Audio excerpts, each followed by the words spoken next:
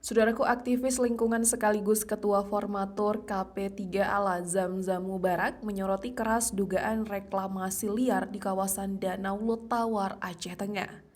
Ia meminta pemerintah segera melakukan audit menyeluruh, termasuk memeriksa dokumen lingkungan atas aktivitas penimbunan dan pembangunan kafe maupun homestay dan objek wisata di sekitar danau. Kepada Tribun Gayo, Zamzam penimbunan itu fakta tidak terbantahkan. Tapi di mana dokumen lingkungannya banyak usaha seperti kafe dan homestay yang tidak mengantongi dokumen lingkungan. Itu kewajiban pemerintah untuk menertibkan. Zamzam juga menyoroti proyek pembangkit listrik tenaga air atau PLTA di kawasan hilir Danau Lotawar. Menurutnya, sejak bendungan dibangun terjadi perubahan teknis signifikan pada aliran sungai. Pintu bendungan dikecilkan, aliran air jadi tersendat, permukaan sungai naik, dampaknya dirasakan warga di hulu. Sudah seharusnya PLTA membayar ganti rugi.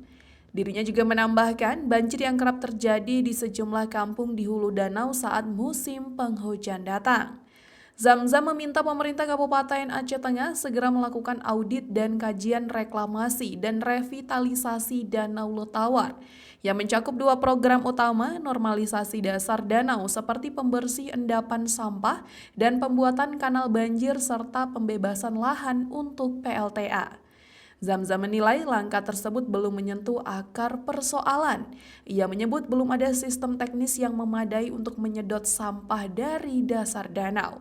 Padahal sampah sudah menumpuk dan mencemari ekosistem air. Baik, kami bersama dengan Bapak Bupati sesungguhnya sudah berjanji dan menyampaikan hal itu kepada masyarakat pada saat kampanye. Salah satu adalah yang menjadi program perhatian kami dengan Bapak Bupati adalah menyelesaikan masalah banjir di wilayah perkotaan.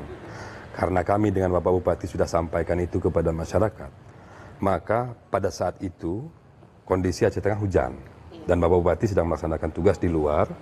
Dan saya sebelumnya berkoordinasi dengan Bapak Bupati bahwa akan melakukan tindakan-tindakan konkret yang memang nyata dengan memerankan seluruh perangkat daerah yang terlibat. Ia juga mendesak Dinas Lingkungan Hidup agar terbuka soal keberadaan dokumen lingkungan bagi setiap proyek yang berjalan di sekitar danau.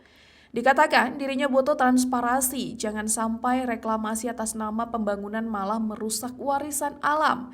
Dirinya juga menekankan pentingnya penataan kembali tata kelola Danau Lutawar yang saat ini dinilai lemah dan membuka ruang pada praktik reklamasi liar serta perusakan lingkungan secara sistematis. Dari Aceh Tengah, Romadani, Tribun Gayo.